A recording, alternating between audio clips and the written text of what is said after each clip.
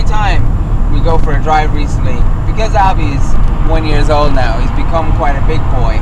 And one of the little traits now is that he does no longer want to sit here with daddy or with mommy. This is what he wants to go.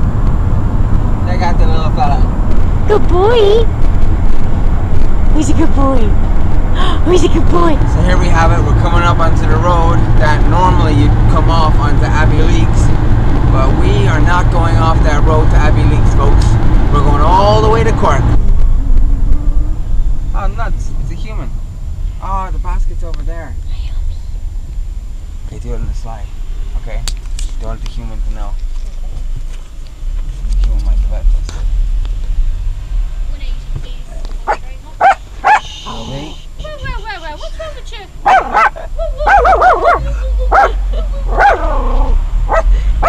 She was cute. Hi. Oh, with your little piggy. With your little piggy. Oh. The brown side.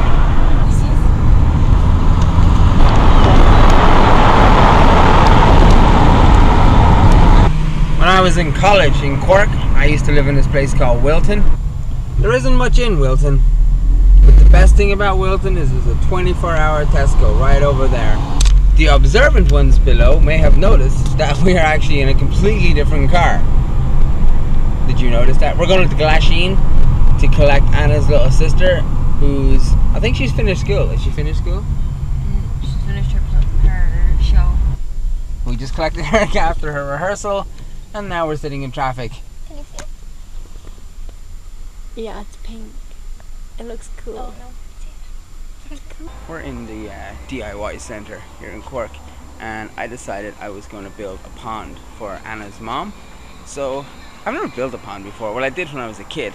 So I went this morning and we got the lining and the granite and the sand. We got play sand, and now I'm looking for a shovel. Trying to find the right stone to put in the pond. See, I saw the big rocks, okay? They're kind of cool. And then there's a bag of stones here where there's lime granite. There's like gold granite, more like naturally occurring stones. That's why, look at these Glenview things. Those ones, yeah. You could get a bag of them. Yeah, I think you should get, because look, It's only 15 quid. It's a bargain buster. You've got Dermot's shovel here, which is this one, but you see the edge. But then over here, which I'm looking at, look at this. Digging got easy. Look at this thing here. Oh yeah. See? Look at that. It looks like it's gonna cut through the ground. Like it's got a true temper. Excavator. That sounds cool. So there we have equipment. The area I'm going to turn into the pond. And the first few little holes that I have dug. That's what you call teamwork. We've done the first part, which is to dig out the actual outline of the pond. As you can see here, the outline comes around, forms a nice little edge. I don't know if you can kind of see it there, but as you can see, kind of around the area. So I'm going to step back a bit. Now, the hole has been made. You know, you might reach a point where you think that this is a crazy idea.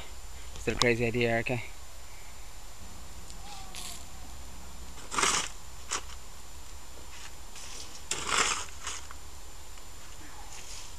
When you're about this far in and you think to yourself, I wish I'd never started this, because I could just like pour all that bank in and put this on top and then say forget about it. But what do you guys think?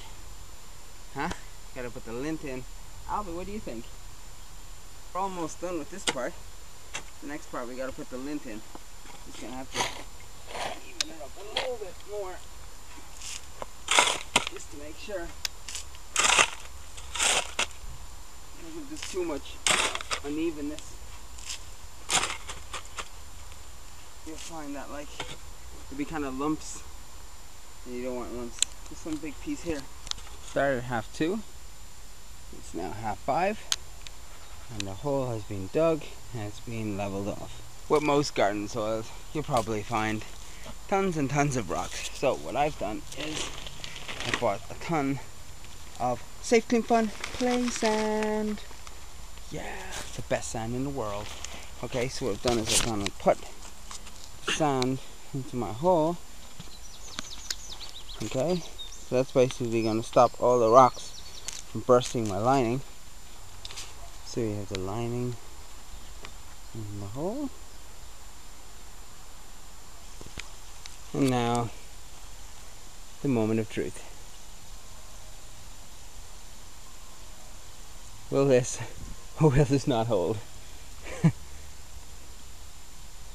I hope it holds. So, it's day 2 of the pond project. So, let's see what we got. So, we've got the pond filling up nicely. Put the stones around the side. And what we got to do now is put all this stuff in the slabs around the edges. You see, normally what I could do is over here is I could put a nice edge to it. But because I want this to make naturally occurring, what I'm going to do here, you can see, I'm going to dig under here, underneath it, and then I'm going to tuck the actual lining in and compress the ground back again. That way, I think it'll look pretty cool. Again, I'm totally making this up as I go along. So now, you can see the edge of the pond actually flows nicely. Well, we're still working that area. The pond is nearly completed. As you can see, the water comes up nicely to the edges here. You wouldn't even notice it's put a little feature here which you're building on, and now I'm just going to build a sort of a rockery just to sort of complement it. So if you look back from here, and then to sort of finish off the area, planted some little plants here and there, just to sort of make it all seem a little nicer. Working on that area. I shall sit here now and admire my great work.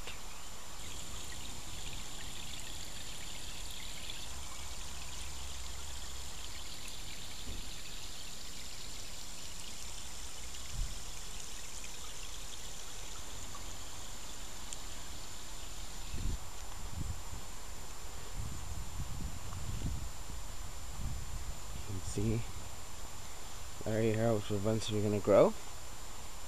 Here's the pond area. Now, when all the grass around here dries up, it'll all spread out nicely and it'll cover the last bit of the lining.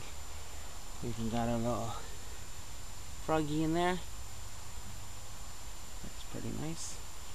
Some vines growing there. Rockery here to kind of invite more insects and creepy crawlies to come and live in our pond. There we go, guys. Leave me a comment and let me know what you think of my pond. Bye. Hey guys, quick note, it's day 3 and I just wanted to point out that we went yesterday and I picked up some lily plants and some other little greenery to add to it. I never put them in a video, and it rained last night and the pond is still here. Kind of adds to it a little bit.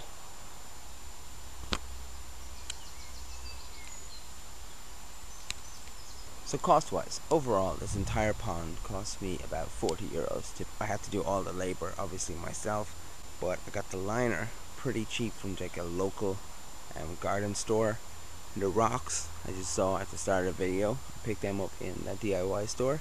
The shovel, which is the expensive part, now I didn't actually include the shovel in the price because the shovel was about 30 euros itself. I only bought that because Anna's mom didn't have a shovel. So if you have a shovel, that's obviously going to save you a lot of just buying the sand, buying the liner, buying the rocks, buying the plants, all for under 40 euros. But that's pretty much it. It's not that difficult to do. It's a lot of hard work. You know, it's fun.